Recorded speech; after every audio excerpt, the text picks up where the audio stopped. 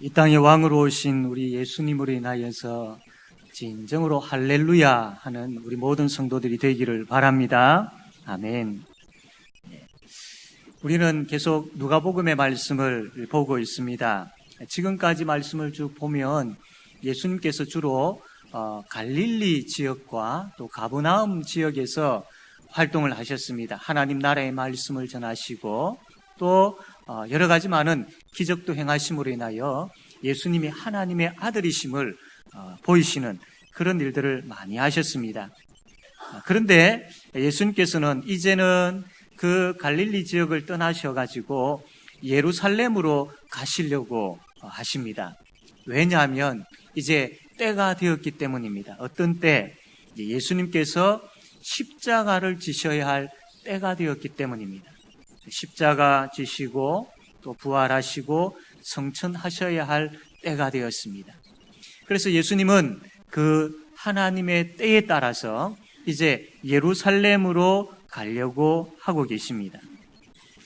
그런데 이 예루살렘으로 가는 그 발걸음이 참 쉽지 않은 발걸음입니다. 왜냐하면 예수님께서 예루살렘으로 가시면 잡히시게 되고 참 많은 고난을 받으시게 되고 또 거기에서 십자가에서 죽으셔야 하기 때문에 그 발걸음이 참 쉽지 않은 발걸음이죠. 그 십자가가 얼마나 잔혹한 자리입니까? 쓰라린 죽음이 있는 자리이고 참 두렵고 소름 끼치는 고통이 있는 자리가 바로 그 십자가 자리입니다. 하나님이신 예수님께서 왜 그렇게 하셔야만 했겠습니까? 왜 그 길을 가셔야만 합니까? 죄 없으신 예수님께서 왜 그 저주를 받으셔야 합니까? 아무리 생각해도 이해가 되어지지 않습니다. 아무 보잘것없는 참 우리이지 않습니까? 더군다나 우리는 하나님 앞에서 범죄한 그런 죄인들입니다. 그렇다면 하나님께서 이 온 우주 만물을 만드신 하나님이신데 그거 다 쓸어버리고 예수님께서 십자가 지실 필요 없이 다 쓸어버리고 다시 시작하셔도 되지 않겠습니까?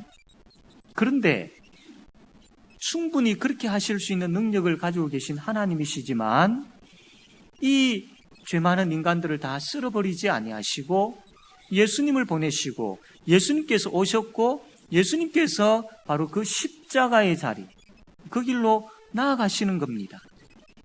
왜 그렇습니까? 그 이유가 무엇이겠습니까? 아무리 생각해도 답이 없습니다. 왜 그렇게 하셨을까? 그렇게 하지 아니하셔도 되는데 왜 정말로 참 연약하디 연약한 우리를 위해서 그렇게 하셨을까라는 그런 생각을 가집니다.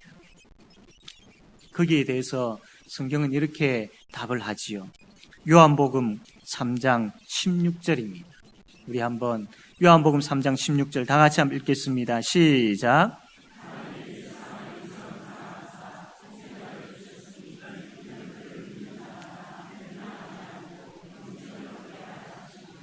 아멘. 왜라는 질문에 예수님께서 왜 그 길을 굳이 걸어가셨을까? 예수님께서 왜 십자가의 자리로 나아가셨을까? 거기에 대한 답은 그분이 우리를 사랑하셨기 때문이다 라고 성경은 말씀을 하고 있습니다. 다 없애버리고 새로 시작하셔도 될 텐데 그분은 그렇게 하지 않으셨습니다. 예수님은 자신이 당할 고통과 죽음보다는 우리의 구원을 먼저 생각하셨습니다. 예수님은 그만큼 우리를 사랑하셨습니다. 왜 갈등이 없으셨겠습니까? 십자가를 앞두고 예수님께서 기도할 때에 누가복음 22장 42절에 보면 이렇게 기도합니다. 이르시되 아버지여 만일 아버지의 뜻이거든 이 잔을 내게서 옮기시옵소서. 얼마나 힘드셨으면 이렇게 기도하셨겠습니까? 그런데 예수님은 자신의 힘드심보다도 우리를 더 생각하셨습니다. 더 사랑하셨습니다. 그래서 연이어 기도할 때에 그러나 내 원대로 마시옵고 아버지의 원대로 되기를 원하나이다. 예수님의 진정한 사랑이지요. 우리를 사랑하신다라는 그 말씀이 빈말이 아니다라는, 우리를 사랑하신다라는 그 사랑이 참 얼마나 놀라운 사랑인지를 보여주고 있습니다. 가시지 않아도 될 그 길을, 달리지 않아도 될 그 십자가 위에 단 우리를 사랑하신다라는 그 이유 때문에 예수님께서 그 길을 걸으셨고 십자가에 달리신 겁니다. 여러분, 이 복음에 대한 말씀을 우리가 너무나도 많이 들었습니다.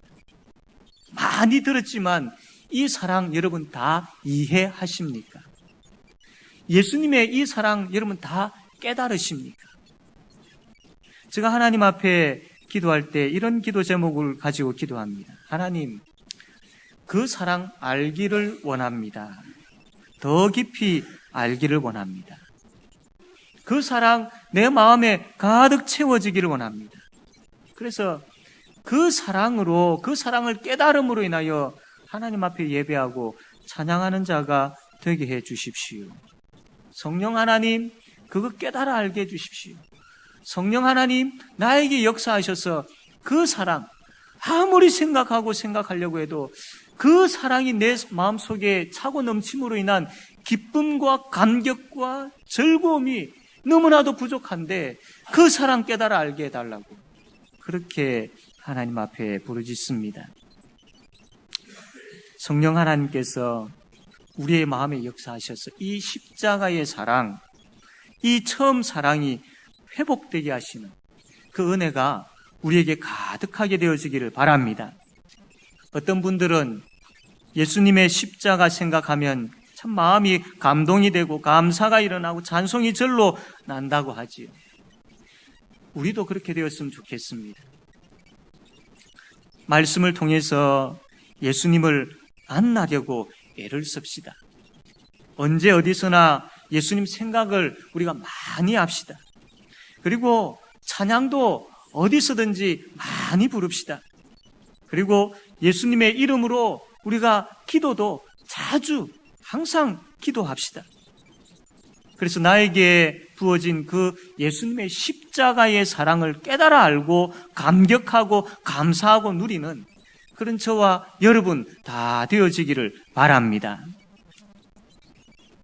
갈릴리 지방에서 사역하셨던 예수님께서 이제 예루살렘으로 가시려고 하는데, 지도를 한번 보시면은 이게 이제 이스라엘 나라의 이제 지도입니다. 저 위쪽에 동그라미가 된 데가 바로 갈릴리 지역입니다. 예수님께서 활동하셨던, 그리고 그 갈릴리가 있고 옆에 또 가버나움이 있고 이 지역에서 예수님께서 활동을 하셨습니다.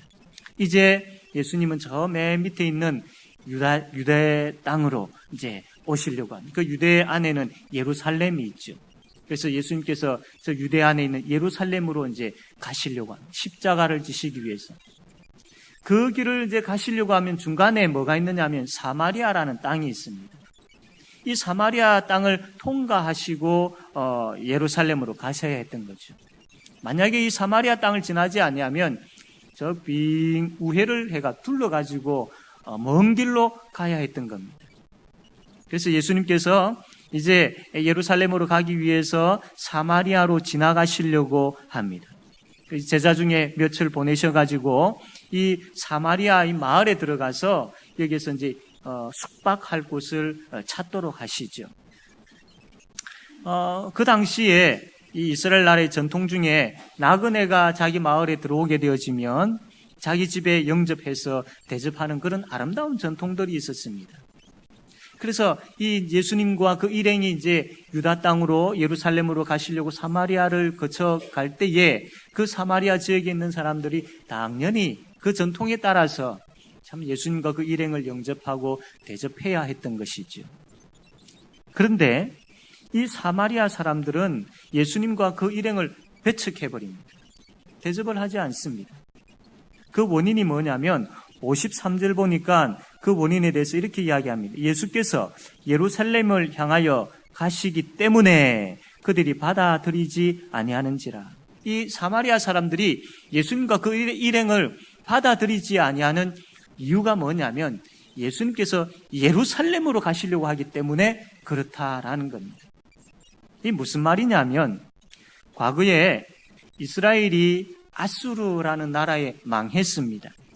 그때에 아수르 왕이 이 이스라엘 나라에 있는 이 사마리아 지역에 있는 사람들을 많은 사람들을 다른 쪽으로 이주를 시켜버립니다.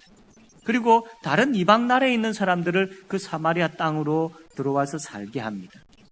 그렇게 되어지니까 자연적으로 그 사마리아에 남아있는 사람들하고 이방 사람들하고 같이 결혼을 하고 살게 되어지죠. 그래서 혼혈족이 되어버립니다. 혼혈족이 되어져 버린 것도 있지만 또 이방 사람들이 들어올 때에 그 이방 종교를 가지고 오기 때문에 그 하나님을 섬기는 그 백성들이 이방 나라 신을 또 섬기게 되어진 것이죠. 혼혈족이 되었죠. 이방 민족의 그 신들을 섬기는 그러한 일들이 생기게 된 것이죠. 그래서 이 일로 인하여서 이 유대 사람들은 저 사마리아 사람들은 우리와 같은 동족이 아니야 라고 선을 딱 그어버리게 되었습니다. 그들을 무시해버리는 거죠. 어느 정도였느냐 하면 이 유다 백성들이 바벨론으로 포로로 잡혀가서 그 포로 기한이 끝나고 다시 예루살렘으로 돌아오죠. 그래서 거기에서 이제 성전을 지으려고 합니다. 그때에 이 사마리아 사람들이 우리도 같이 그 성전을 짓는데 동참하겠다라고 하니까 유대인들이 아주 단호하게 거절을 해버립니다. 너희들은 혼혈족이지 않느냐. 그리고 너희들은 이미 하나님을 섬기는 그 순수한 신앙에서 떠난 자들이지 않느냐. 그래서 우리는 인정할 수 없다라고 하면서 이 사마리아 사람들을 배척해 버린 것이죠. 그래서 그때부터 이제 이 사마리아 사람들과 유대인들은 물과 기름의 관계가 되어버린 것입니다. 이 사마리아 사람들이 예루살렘 성전에서 예배를 드릴 수 없게 되어지니까 이들이 자기 지역에 있는 그리심이라는 산에 성전을 예배당을 짓고 거기서 이제 예배를 드리게 된 것이죠. 그런데 이 유대 지도자 중에 한 사람이 그것도 파괴를 해버립니다. 인정할 수 없다라고. 그 그리심산 위에 세워진 그 예배하는 처소도 파괴를 해버린 것이죠. 그러니까 이 사마리아 사람들이 유대인들이 얼마나 믿겠습니까? 유대인들도 사마리아 사람들을 미워하고 사마리아 사람들도 유대인들을 미워했던 겁니다. 그래서 저 갈릴리나 그 위쪽에 있는 사람들이 하나님 앞에 예배드리기 위해서 예루살렘으로 가려고 할 때에 사마리아 땅을 통과를 해야 되는데 이 사마리아 사람들이 통과를 시켜주지를 않는 겁니다. 심지어 그 사마리아 땅을 지나려고 하는 사람들을 잡아서 죽이기까지 했던 그런 일들도 있었던 겁니다. 그래서 이 예수님과 그 일행이 유대인들이죠. 이들이 이 사마리아를 지나서 이제 예루살렘으로 가려고 할 때에 사마리아 사람들이 아니요, 안 돼 라고 그렇게 거절을 했던 것입니다. 사마리아 사람들은 나름대로 예배에 대한 열심을 가지고 있었던 사람들입니다. 그러나 지금 이들의 모습은 그 예배자들을 방해하고 있는 모습을 보게 되어집니다. 예배를 방해하는 일들은 우리에게 없어야 됩니다. 나로 인하여서 또 다른 사람들이 예배를 드리지 못하는 일이 없어야 합니다. 그리고 우리의 형편과 상황보다 예배가 먼저 있어야 한다는 것, 우리가 늘 명심을 해야 됩니다. 우리의 상황으로 인하여서 나나 다른 사람들이 예배하지 못하는 일들이 없어야 한다라는 겁니다. 어떤 일이 있어도 우리는 예배자가 되어야 되고 예배를 권하는 자가 되어야 되고 함께 예배하는 자가 되어야 된다라는 것을 명심해야 됩니다. 그리고 이 사마리아인들이 정작 놓친 것이 있습니다. 바로 예수님입니다. 그 예수님과 일행이 그 사마리아 마을로 들어가려고 할 때에 이들은 영접하지 않았습니다. 예배의 중심에는 항상 예수님이 계셔야 합니다. 그 사마리아 사람들이 예배드리는 예배에 대한 열심이 있었다면 마땅히 그 예배의 중심에는 그리스도 예수가 계셔야 했던 것이죠. 왜냐하면 우리가 하나님 앞에 나아갈 때에 우리 스스로 나아갈 수 없습니다. 예수님께서 우리로 하여금 하나님의 자녀로 삼아주셨고 그래서 그 예수님으로 인하여 우리가 하나님 앞에 나아가 예배할 수 있게 되었기 때문입니다. 뿐만 아니라 우리가 하나님 앞에 기도할 때에 예수님의 이름으로 기도하죠. 하나님은 우리의 기도를 들으실 때에 예수님 이름, 바로 예수님 보시고 우리의 기도를 들으시는 분이십니다. 그리고 말씀이 선포되어지는 그 하나님의 말씀은 다 예수님으로 가득 차 있습니다. 그렇다면 예배의 중심에는 항상 예수님이 계셔야 되고 예수님으로 가득해야 그 예배가 참된 예배가 될 수 있는 것입니다. 그럼에도 불구하고 사마리아 사람들은 이 예수님을 영접지 아니한 것이죠. 사랑하는 성도 여러분, 우리의 예배에 예수님이 가득하셔야 됩니다. 우리의 마음, 성도들의 한 사람 한 사람의 그 마음속에 예수님으로 가득한 가운데 예배의 자리에 나오셔야 되고 예수님으로 가득한 가운데 찬양하셔야 되고 말씀을 들으면서 예수님으로 가득하셔야 됩니다. 그래야 그 예수님이 주시는 은혜로 가득하여서 우리가 이 땅을 살 수가 있는 것입니다. 예수님 의지해서 예배합시다. 그분의 이름 의지하여서 기도합시다. 말씀을 통하여서 우리가 계속 예수님을 만나야 됩니다. 그리고 그 말씀을 통하여서 예수님을 만날 때에 그분이 우리에게 부어주시는 은혜를 받으셔야 됩니다. 그래서 그 은혜로 살아가는 우리가 되어야 됩니다. 예수님으로 가득한 예배드리는 그런 저와 여러분 되어지기를 바랍니다.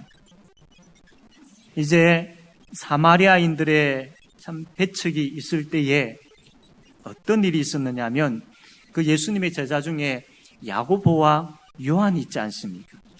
이 야고보와 요한이 막 화를 내는 겁니다. 아니 어떻게 예수님을 영접하지 아니할 수 있느냐? 왜 우리를 영접하지 않느냐? 라고 막 분을 내었던 것이죠. 그래서 이 야고보와 요한이 뭐라고 이야기하느냐면 예수님께 하늘에서 불을 내려 원수들을 멸해버릴까요? 하늘에서 불을 내려가지고 저 사마리아인들을 다 불태워 죽일까요? 그러니까 이 자기들을 거부한 사마리아인들은 불로서 무자비하게 태워버려야 된다라는 그런 생각들을 야고보와 요한이 가지고 있었던 겁니다. 물론 야고보와 요한은 예수님의 길을 평탄하게 하고자 하는 그런 충성심에서 그렇게 이야기를 한 것일 수도 있습니다. 그러나 안타깝게도 그들은 예수님이 어떤 분이신지 또 그분이 지시고자 하시는 지금 예루살렘으로 십자가를 지러 가시고 계시는데 그 길에 대해서 그 길이 어떤 길인지 잘 모르고 있었던 겁니다. 예수님이 어떤 분이십니까? 그분은 원수를 사랑하라라고 가르치신 분이십니다. 그리고 요한복음 12장 47절 말씀 보면 내가 온 것은 세상을 심판하려 함이 아니요 세상을 구원하려 함이로라 라고 말씀하시면서 예수님은 세상을 심판하기 위함이 아니라 구원하기 위해서 오셨다라는 겁니다. 생명을 멸하기 위함이 아니라 그 생명을 살리기 위해 오셨다라고 예수님께서 말씀을 하시는 것이죠. 주님에 대한 깊은 이해와 인식이 없이 행하는 지나친 충성은 주님의 의도와 정반대가 되어질 수 있습니다. 그래서 예수님은 이 불같은 이 두 제자를 책망하고 계시죠. 상대방이 행하는 대로 보복하는 것, 그리고 상대방을 폭력과 억압적인 방법으로 제어하는 것은 참으로 예수님의 방법이 아니다라고 예수님께서 가르치고 계시는 것입니다. 예수님은 사람들의 생명을 멸망시키기 위해서 오신 분이 아니라 구원하기 위해 오셨다라고 말씀하시면서 그 정신을 가지고 너희들도 그렇게 행하라라고 가르치고 계시는 겁니다. 그래서 예수님은 그들을 배척한 사마리아인들에 대해서 어떤 보복 조치도 취하지 않으시고 그 마을을 우회하여서 다른 마을로 돌아가셨습니다. 사랑하는 성도 여러분, 우리가 바울을 잘 알고 있지요. 이 바울, 예수 믿기 전에 바울은 하나님에 대해서 아주 열심히 특심이었던 사람이었습니다. 그런데 그 바울의 열심은 하나님을 바로 알지 못하는 열심이었습니다. 그래서 어떻게 했습니까? 예수 믿는 사람을 잡아 옥에 가두고 예수 믿지 못하도록 만들었습니다. 그것이 바로 하나님 영광을 위한 것이라고 착각했던 것이죠. 그의 열심은 먼 지역까지 가서 예수 믿는 사람을 잡으려고 했던 겁니다. 열심은 있었지만 하나님을 믿는 신앙, 예수 그리스도에 대한 그 신앙이 이 바울에게는 바로 서 있지 않았던 겁니다. 지금 야고보와 요한도 마찬가지입니다. 예수님을 바로 알지 못했던 겁니다. 그 예수님의 의도와 예수님의 뜻을 바로 알지 못하고 지금 그렇게 행하고 있는 것이죠. 그러므로 우리가 주님을 섬길 때에 그 주님이 어떤 분이신지, 무엇을 원하시는지 바로 알고 섬겨야 됩니다. 그럴 때 우리는 잘못된 열심이 아니라 진정 하나님의 열심으로 바로 섬길 수가 있는 것입니다. 예수님을 바로 알아야 됩니다. 여러분은 예수님을 얼마나 알고 있습니까? 말씀을 들을 때마다 그 말씀을 통하여서 예수님을 만나고 있습니까? 지난주 우리는 겸손을 가르치시는 예수님 만났습니다. 그 예수님, 그분 삶 자체가 겸손한 삶이었습니다. 그리고 말씀을 통하여서 겸손을 가르치시는 분이십니다. 그렇다면 우리가 한 주간의 삶을 살 때에 그 말씀을 통해서 예수님을 만났다면 우리가 철저하게 그 피난처 되시는 예수님을 의지하고 하나님 뒤에 숨을 줄 알고 연약함을 고백하고 인정하면서 주님의 도움을 구하며 살아가는 그러한 삶이, 그러한 겸손이 우리에게 있어야 하는 것이죠. 예수님을 안다라는 것, 이것은 말씀을 통하여서 그분을 만나고 그분의 뜻을 알고 그분의 말씀대로 순종하며 사는 것, 이것이 바로 진정으로 예수님을 아는 사람입니다. 그러할 때에 우리는 야고보와 요한과 같이 실수하지 아니할 수 있습니다. 그럴 때 우리는 하나님께서 기뻐하시는 바로 그 열심을 가지고 하나님을 섬길 수 있는 것이죠. 사랑하는 성도 여러분, 이 한 주간도 우리가 살아갈 때에 예수님께서 이 땅에 오신 목적이 무엇인지를 분명히 기억합시다. 성탄절을 맞이하면서 그분이 이 땅에 왜 오셨는지, 그분이 오셔가지고 어떤 일을 하셨는지, 그분이 도대체 누구인지를 우리가 분명히 기억합시다. 그래서 그분의 온유함을 따라서 그분의 방법으로 살아가는 우리 모든 성도들이 되어지기를 바랍니다. 그러려면 성령 하나님께서 우리 가운데 역사하셔야 합니다.